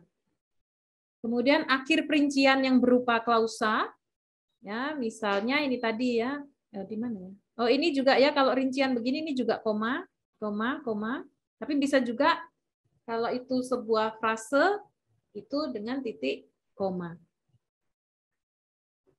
Kemudian titik 2 ya kita tahu. Nah ini hati-hati dengan penggunaan titik 2 yaitu kalau subjek predikatnya lengkap, ya subjek predikat objek dan kemudian ada rincian dari objek itu maka itu pakai titik 2. Tapi kalau rincian ini sebagai objek jangan menggunakan titik 2. Jadi contohnya ini ya, daun sirih merah diketahui memiliki 6 golongan senyawa metabolit sekunder. Berarti kan daun sirih merah itu subjek, diketahui memiliki itu predikat, 6 golongan senyawa metabolit itu sudah objek. Nah, objeknya ini mau dirinci. Nah, ini flavonoid, alkaloid. Nah, ini pakai titik 2. Tapi kalau flavonoid, alkaloidnya ini sebagai objek, maka tidak menggunakan titik 2. Misalnya ini, daun sirih merah diketahui memiliki senyawa flavonoid, alkaloid. Jadi bukan daun sirih merah diketahui memiliki titik 2, senyawa flavonoid, alkaloid, begitu. Ya. Jadi bukan subjek, karena ini sebagai objeknya. Ya, kalimatnya sudah lengkap begitu dengan ada objek ini. Oke, kemudian tanda hubung. Ya, misalnya pakai bahasa Inggris ya, di review, nah itu pakai strip, di docking misalnya yang sering dilakukan teman-teman. Nah, ini di save misalnya ya. Nah, itu jadi yang tetap mempertahankan bahasa Inggrisnya, unsur bahasa Inggrisnya maka diberi tanda hubung. Kemudian penomeran ya, jadi penomeran jangan terlalu sering, sekali lagi penomeran jangan terlalu sering. Jadi contoh yang tidak baik ini seperti ini, ya A, B begitu. Tapi contoh yang baik ini dibuat kalimat saja gitu ya. Pengaruh naiknya temperatur udara disebabkan karena lapisan ozon yang semakin berkurang, pencemaran lingkungan yang semakin banyak. Ya meskipun mungkin kalian mengambilnya dari buku begitu ya, dari buku itu dia menganutnya seperti ini. Tetapi pedoman kita ya tetap kalian sesuaikan lagi ya, kalian hilangkan penomorannya gitu. Tapi kecuali tadi ya yang tidak bisa terhindarkan tadi kalau ada rincian 1 2 3 pendek-pendek begitu, nah itu bisa dengan nomor ya 1 tanda kurung, 2 tanda kurung, nanti nomor selanjutnya seandainya masih beranak lagi nomornya ya berarti A dan B. Sekali lagi ini bukan penomoran subbab begitu ya, tetapi ini perincian. Ya, harus bisa membedakan itu. Kalau subbab tadi 1 titik, 1.1, 2.1. Sehingga harus cermat ya, kapan kita pakai 1.1, 2.1 ya. Jadi pada saat penjelasan itu, perincian itu tidak bisa kita buat sub judul gitu ya, tidak bisa dibuat judul itu gunakan ini gitu. Tapi pada saat bisa dibuat judul, ya misalnya gini, obat golongan analgetik gitu misalnya, obat golongan analgetik. Nah itu nanti kita mau menjelaskan itu secara rinci. Ada obat non steroid, ada steroid misalnya begitu. Nah ini kan bisa dibuat judul, ya steroid. Yang satunya non steroid. Nah itu bisa dibuat judul sehingga kita tidak menggunakan tipe 1 kurung, tapi pakainya 1.1 gitu. Ya dengan judul non steroid. Titik baru nanti penjelasan selanjutnya. Yang kedua titik itu non steroid, kemudian kalimat berikutnya. Ya, jadi harus bisa membedakan kapan ini kita gunakan, kapan tidak. Ya, ya biasanya yang farmasi sosial itu yang sering ada ya tadi misalnya kayak peraturan perundangan itu ya terpaksa harus ada angka ya dengan cara seperti itu. Oke, kemudian halaman ya. Jadi halaman itu kalau bagian awal itu dengan Romawi kecil, kalau yang per bab di bab-babnya itu dengan angka Latin ya, angka Latin di mana kalau ada judul babnya itu harus di bawah tapi berikutnya ada di atas. Nah, itu harus punya trik bagaimana caranya seperti itu ya. Di YouTube pasti ada tutorialnya ya. Kemudian persamaan ini juga diberi nomor. Nah, ini tabel ya. Jadi kalau tabel judul tabel di sini tanpa titik di sini ya. Kalau gambar pakai titik di akhirnya. Dan ini yang kapital hanya huruf depan saja ya, kapitalnya huruf depan. Ya. Kemudian ini contoh datanya dan kita menganut garisnya itu tidak di semua bagian ya. Kolom tidak diberi garis, hanya di awal kepala kolom, kemudian di akhir kolomnya. Ya, di akhir kolomnya. Nah, ini kebetulan ada pembeda dua ya, ini ada kekerasan dua, ini gula persen. Nah, ini boleh ada pembantu garis ya yang memisahkan kedua parameter ini boleh. Kemudian, nah ini judul judul tabel. Kalau itu 2 baris, ini juga sama ya, 2 baris, maka huruf pertamanya itu sejajar dengan huruf pertama yang di atasnya.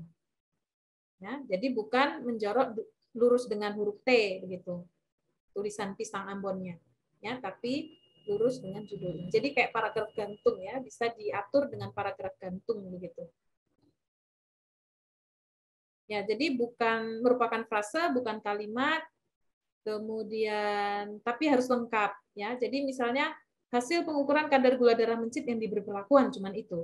Jadi tabel itu harus bisa berdiri sendiri tanpa harus melihat naskah. Nah, harusnya yang baik itu adalah hasil pengukuran kadar gula darah. Misalnya kalau ada waktunya gitu ya, misalnya selama 2 minggu gitu, atau di sini misalnya selama 4 jam setelah diberi beberapa dosis ekstrak binahong secara peroral. Nah, ini jadi terlihat, oh ini yang diukur itu kadar gulanya, hewannya itu mencit, sampel yang diujikan itu ekstrak binahong. Meskipun di tabel ini nanti ada kontrol positif, kontrol negatif, begitu. Ya nggak masalah, tidak usah dituliskan kontrol negatif positif di judulnya ini, begitu. Nanti itu ada di tabelnya saja. Ya. Tapi kan yang menjadi fokus untuk diteliti itu adalah objek ujinya adalah ekstrak binahongnya ini misalnya. Oke, kemudian ya tabel tidak boleh dipenggal ya sedemikian rupa kalau jadi maksud tidak boleh dipenggal itu kalau terpaksa ya, misalnya kalau memang tabelnya panjang biasanya pada studi literatur itu kadang temuan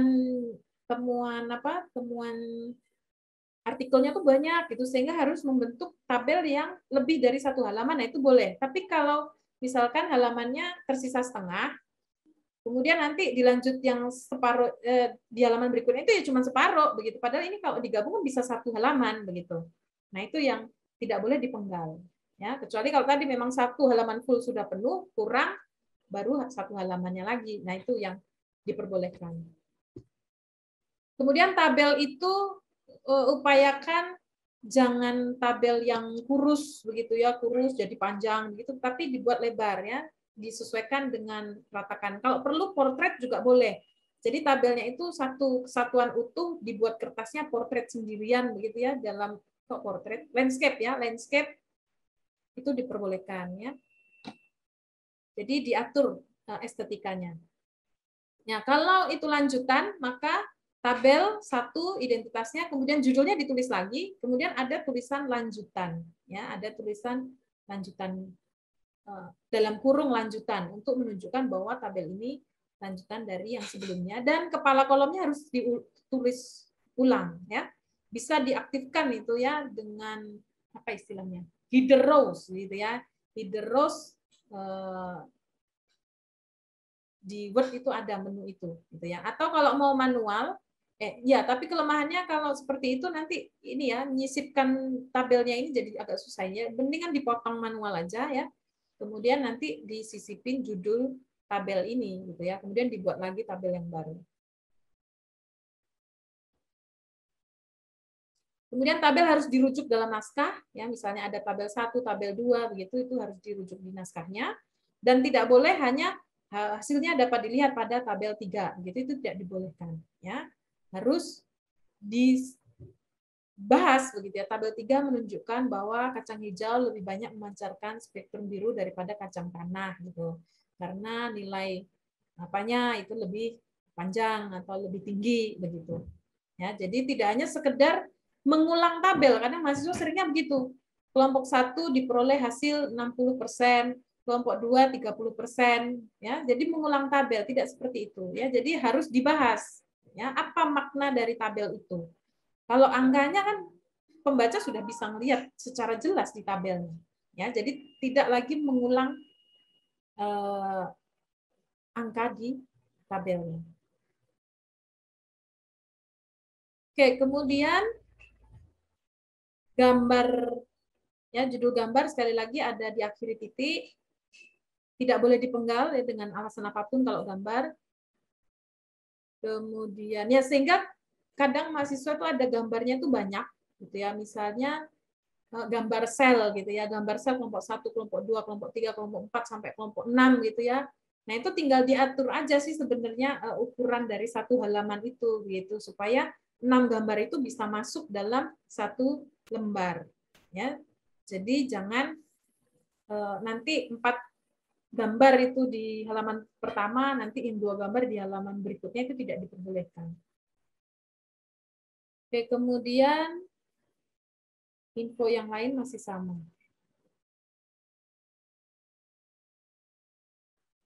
Ya, istilah-istilah harus dengan kalimat baku.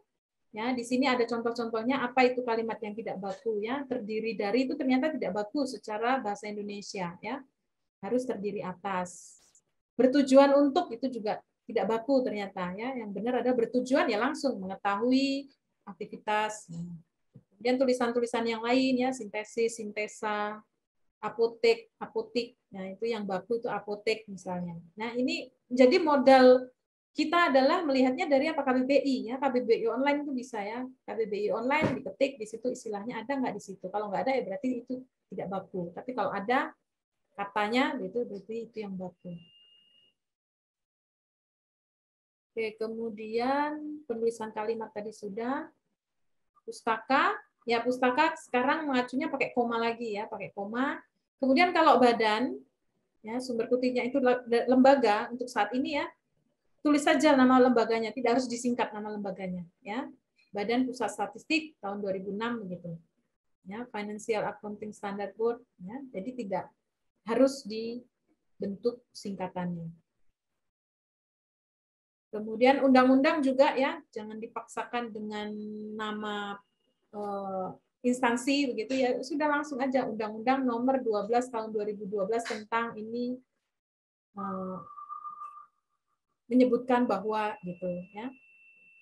Dan seterusnya ya. Jadi seperti ini. Kemudian kalau itu sitasi artinya ada pustaka yang kita acu dari pustaka yang lain karena tidak bisa ditemukan, tapi jangan banyak-banyak ya. Itu adalah benar-benar informasi yang kunci begitu ya, yang kunci dan benar-benar tidak bisa kita dapatkan di buku aslinya. Nah, baru.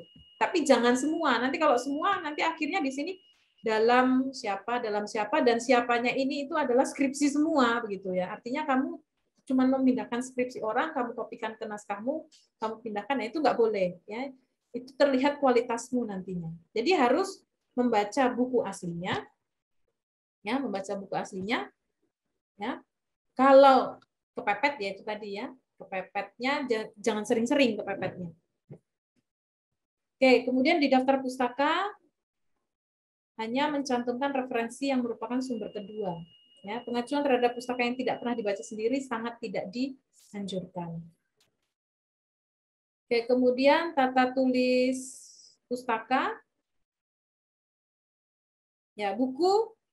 Ya, tadi ada Cape Peninsula University yang dicontohkan Bu siapa? Bu Dian tadi itu sesuai dengan PUEBI ya. Jadi dengan sistem tahun (2) penerbit begitu, dan dicek ya, dicermati begitu tanda titik komanya titik, karena bisa saja buku yang lain dengan versi koma begitu ya. Nah, itu harus kalian rubah ke pedoman yang dimiliki. Kemudian ini juga sama buku terjemahan. Kemudian kalau jurnal ya, jurnal itu kalau lembaga ini ya contohnya ya, ditulis lengkap saja ya. Badan Pengawas Obat dan Makanan RI begitu. 2017 himpunan apa. Sehingga nanti mengacunya tadi kan nama lembaganya itu yang ditunjuk ya. Kemudian peraturan artikel di jurnal ya, dicermati bahwa judul artikel itu tidak kapital. Yang kapital hanya di huruf depan. Oh ya, ini kelupaan. Ini harusnya miring ya. Ya, di nama jurnalnya harusnya miring ini. Misal. Kemudian ini yang benar ya. Artikel ini apa? Oh, artikel proceeding ya, proceeding. Ya, singkatan. Jadi harus disingkat ya. Jadi cari yang ini disingkat begitu. Nama depannya itu disingkat, nama belakang yang di pertamanya. Kemudian tahun, ini harusnya miring. Kemudian nama proceeding dan judul seminarnya. Oke.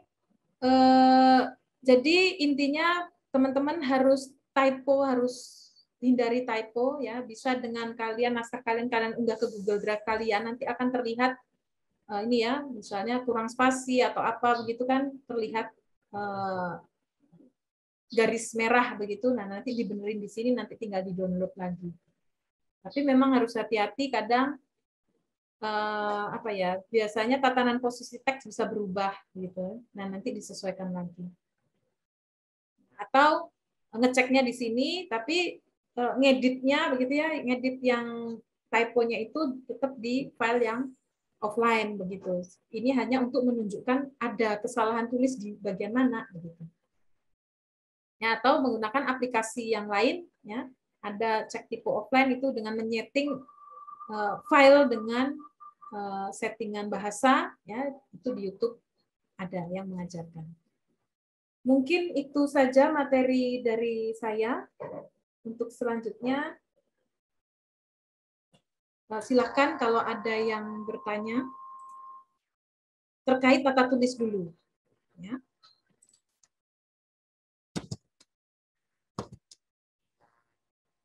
Silakan. Ada pertanyaan dari mahasiswa? Oke, ini ada ya.